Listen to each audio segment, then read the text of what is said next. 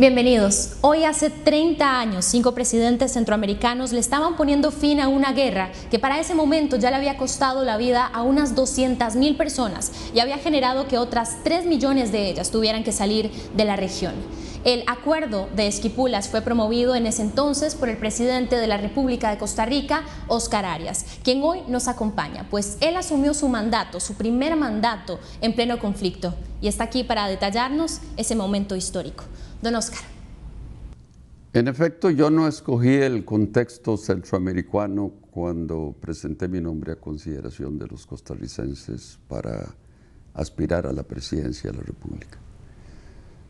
Sucedía que fui candidato cuando había una guerra generalizada en Centroamérica y mi preocupación era aislar a Costa Rica de esa guerra.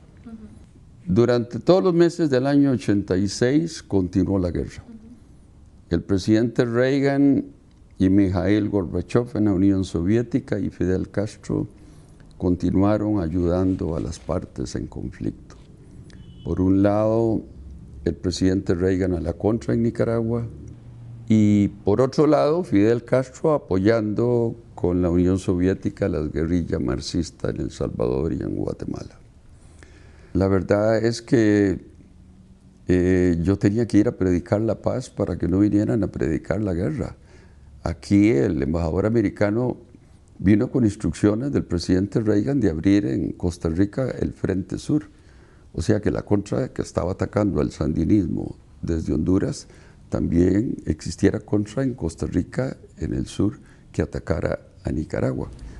Vamos a ese 6 de agosto, don Óscar, dentro de esa sala donde estaban ustedes, ¿cómo logró Óscar Arias persuadir a 4 presidentes centroamericanos que tenían realidades e idiosincrasias tan distintas a las costarricenses?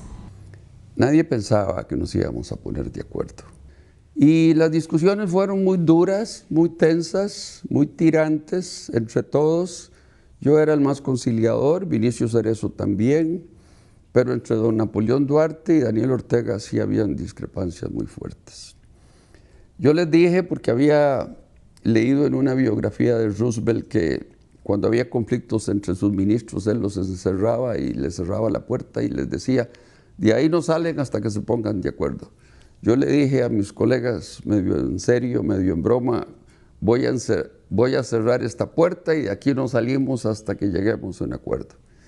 Y el acuerdo finalmente lo alcanzamos en la madrugada del 7 de agosto.